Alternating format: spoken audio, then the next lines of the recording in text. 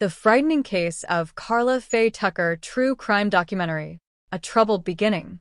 Karla Faye Tucker was born on November 18, 1959, in Houston, Texas, and her life began in a world of chaos. From an early age, Karla experienced the instability of a broken family. Her parents' relationship was fraught with conflict, and by the time she turned 10, her parents had divorced. This event marked a significant turning point in her young life. Karla, the youngest of 3 daughters, was left in the care of her mother, Carolyn, a woman known for her reckless lifestyle. Carolyn Tucker led a life full of wild parties, drugs, and a rebellious spirit that set a dangerous example for her children. Karla, at an age when most girls were dreaming of their future, was introduced to her mother's tumultuous world. Carolyn often brought her daughter to bars and biker hangouts, places filled with the smoke of cigarettes and the smell of alcohol. Karla began experimenting with drugs as young as 12 years old, losing herself in substances that seemed to temporarily numb the pain of her unstable home life. At just 14, she had already dropped out of school, deciding that education had no place in the life she was spiraling into. By her mid-teens, Karla had fully embraced a life of rebellion, drifting through Houston's biker subculture. She quickly became known among the biker gangs, falling into dangerous crowds that fueled her drug addiction. The rage she felt from her shattered upbringing manifested in reckless behavior. Karla had few positive influences in her life, and the decisions she made reflected the world she knew, a world where drugs, violence, and lawlessness reigned supreme. She learned to mask her emotions with a tough exterior, and the darkness she felt inside festered, leading her down a path of destruction. Karla's relationships were as chaotic as her life. She gravitated toward men who lived on the edge, and her volatile romances mirrored her internal struggle. Her involvement with the biker culture only deepened her addiction and dependence on a lifestyle that encouraged crime and violence. By the time she reached her early 20s, Karla was a shell of the innocent girl she once had been. Hardened by her experiences, she seemed lost, with no way out of the world she had fallen into. However, nothing could have prepared her for the night that would forever change her life. It was June 13, 1983, when Karla, alongside her friend Daniel Garrett, made the fateful decision to rob a man named Jerry Lynn Dean. The robbery was intended to be simple, but it quickly escalated into a brutal murder that shocked the community and soon, the entire country. Karla and Garrett, both high on drugs, broke into Dean's apartment under the influence of their addictions and anger, seeking money. But what followed was far more sinister. As they ransacked the apartment, Karla's rage boiled over. Armed with a hammer, she struck Jerry Dean repeatedly, unleashing years of pent-up frustration. But the violence didn't stop there. Karla, in a drug-fueled frenzy, grabbed a pickaxe and savagely attacked Dean, killing him in one of the most gruesome crimes Houston had ever seen. Tragically, another woman, Deborah Thornton, who had been staying with Dean, was also brutally murdered that night. The murders were not only violent but disturbingly personal. Karla would later confess that, as she drove the pickaxe into Dean, she experienced a rush of excitement, an admission that horrified the nation. Karla's transformation from a troubled young woman into a cold-blooded killer was complete, and as she and Garrett fled the scene, leaving behind a blood-soaked nightmare, they were unaware of how drastically their lives were about to change. Arrest and confession. It didn't take long for authorities to close in on Karla Faye Tucker and Daniel Garrett. The brutality of the crime left behind plenty of evidence, and the small circle of people they associated with made it easy for investigators to piece together what had happened that night. Within weeks of the murders, Karla and Garrett were arrested. The arrest marked the beginning of a legal battle that would grip the nation's attention for years to come. Karla, now facing the consequences of her actions, appeared almost indifferent during her initial interviews with the police. Still under the influence of drugs, she lacked any real grasp of the gravity of her crimes. But as the days turned into weeks, the drugs began to wear off, and the reality of her situation started to sink in. The carefree, wild woman she had portrayed to the world began to crack as she realized that she had taken 2 lives in a horrific act of violence. Her confession to the police was chilling. Karla admitted not only to the murder of Jerry Dean but also described, in gruesome detail, the rush she had felt during the attack.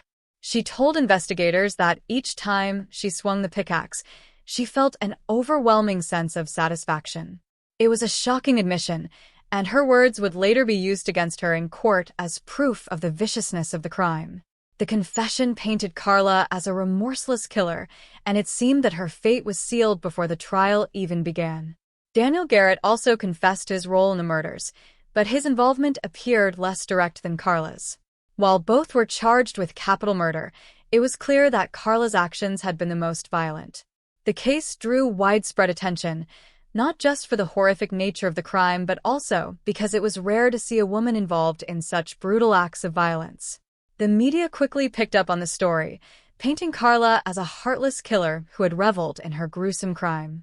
As Karla sat in jail awaiting her trial, her life continued to unravel. Her relationships with friends and family fell apart, and her reputation as a violent criminal became cemented in the public's mind. Yet, behind bars, something unexpected began to happen to Karla Faye Tucker. The woman who had once been consumed by anger and addiction was about to embark on a transformation that no one could have predicted. A spiritual awakening. Karla Faye Tucker's life in prison began like most others who find themselves behind bars, a sense of isolation, regret, and despair. However, something unexpected started to stir within her during the early days of her incarceration. While waiting for her trial, Karla began to reflect deeply on the choices she had made and the consequences that followed. Without drugs to numb her emotions, she was forced to confront the reality of her actions in a way she hadn't before. As the days passed, Karla was introduced to religion by a group of Christian women who visited the prison. They spoke of redemption and the power of forgiveness, words that resonated deeply with Karla as she grappled with the weight of her crimes. She had been raised in a world without faith or guidance, but in the stark loneliness of her prison cell, she found solace in something greater than herself. In a moment that she would later describe as the most pivotal of her life, Karla fell to her knees and prayed for the first time, asking for forgiveness and seeking redemption.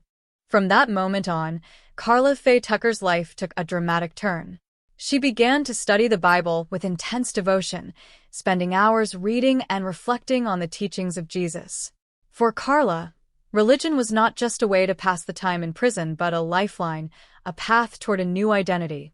She no longer saw herself as the wild, drug-addicted woman who had committed a gruesome crime. Instead, she saw herself as someone who could change, someone who could be forgiven. As her faith deepened, Karla's demeanor changed. She became more introspective, less combative, and more at peace with herself. This transformation did not go unnoticed by the prison guards or the other inmates. She began to minister to other women in the prison, offering them support and sharing her story of redemption. Her spiritual awakening became a focal point of her identity, and soon, her transformation was attracting attention beyond the prison walls. Journalists and reporters, intrigued by her conversion, began visiting Karla to hear her story firsthand. They found a woman who spoke with humility about her past and with hope for her future. Karla's newfound faith didn't erase the crimes she had committed, but it did offer her a sense of purpose as she awaited the looming trial that could determine whether she would live or die. Her spiritual journey became the central narrative of her life, and she believed that, no matter the outcome, her soul had been saved. Karla's story reached the wider public through interviews and media coverage, and soon, a growing number of people began to advocate for her. They saw her as a symbol of the power of faith and the possibility of change, even in the face of the most heinous crimes. But despite this groundswell of support, there were still many who believed that Karla's conversion was nothing more than a tactic to escape the harshest punishment for her crimes: the trial and sentencing. As Karla Faye Tucker's trial approached, the weight of her transformation contrasted starkly with the brutality of the crime she had committed. The courtroom was filled with reporters, legal experts, and the families of the victims, all of whom waited to see how the legal system would handle such a high-profile case. The prosecution was determined to seek the death penalty, arguing that Karla's actions were not only deliberate but vicious. They pointed to her confession, where she had described the exhilaration she felt while killing Jerry Dean and Deborah Thornton, and used it as evidence that she was a dangerous individual, unworthy of mercy. Karla's defense team, however, focused on her troubled past, her drug addiction, and most significantly, her newfound faith. They argued that the woman sitting in the courtroom was not the same person who had committed the murders years earlier. They portrayed her as someone who had been lost in a world of drugs and violence, but who had since found redemption through her religious transformation. The jury, however, was faced with the grim reality of the crime. The brutal details of the murders were laid out in court, with graphic descriptions of how Karla and Daniel Garrett had used a pickaxe to kill their victims. The evidence was overwhelming, and despite her conversion, Karla's role in the crime was undeniable. After deliberating, the jury returned with a verdict, guilty of capital murder. With the conviction came the decision on her sentence. The prosecution pushed for the death penalty, arguing that the savage nature of the crime demanded the harshest punishment. Despite Karla's transformation and the pleas from her defense team for leniency, the jury sentenced her to death. Karla Faye Tucker, now a born-again Christian, would face execution for her crimes. The news of her death sentence sent shockwaves through the public. While some believed justice had been served, others were outraged, particularly those who had followed Karla's spiritual journey. The case began to draw national and international attention, sparking debates about the death penalty and the possibility of redemption for those on death row. As Karla sat in her cell, awaiting her fate, she continued to minister to others, fully aware that her time was running out. Karla's faith remained steadfast even as her execution date loomed closer. She began writing letters and speaking with reporters, not to protest her sentence, but to talk about the peace she had found through her relationship with God. She acknowledged the pain she had caused the victims' families and expressed deep remorse for her actions. But for Karla, her life was now in God's hands, and she accepted whatever judgment awaited her. As the day of her execution neared, her case became a rallying point for those opposed to the death penalty. High-profile figures, including religious leaders, human rights activists, and even conservative politicians, called for clemency, arguing that Karla's transformation deserved recognition. They pleaded with then-Governor George W. Bush to commute her sentence to life in prison, but their efforts would ultimately be in vain. The final plea for clemency. As Karla Faye Tucker sat on death row, the clock ticking down to her execution date, her case had become a lightning rod for public debate. On one side, there were those who believed that justice had been rightfully served. The brutal nature of the murders of Jerry Lynn Dean and Deborah Thornton could not be overlooked, and for many, the death penalty was the only appropriate response to such a heinous crime.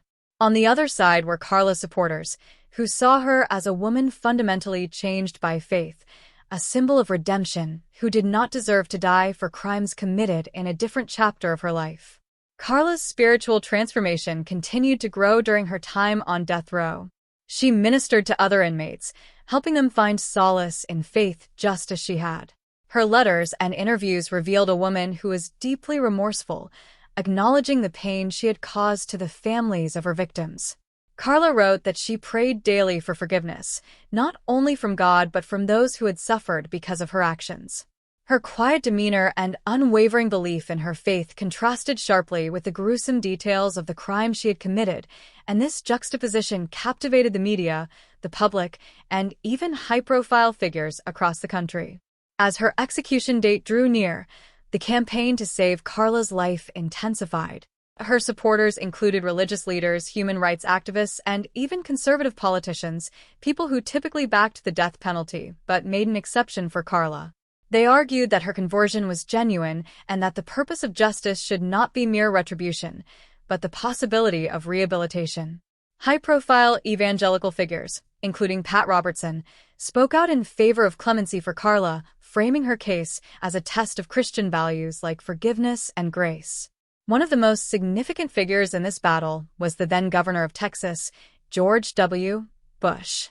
As the governor, Bush held the power to grant Karla clemency, a move that would commute her sentence to life in prison. The pressure on him was immense. On one hand, Granting clemency could be seen as a compassionate act, one that acknowledged the power of transformation and faith. On the other hand, Texas was a state known for its tough stance on crime, particularly capital punishment, and any sign of leniency could be seen as political weakness. Bush was deeply torn.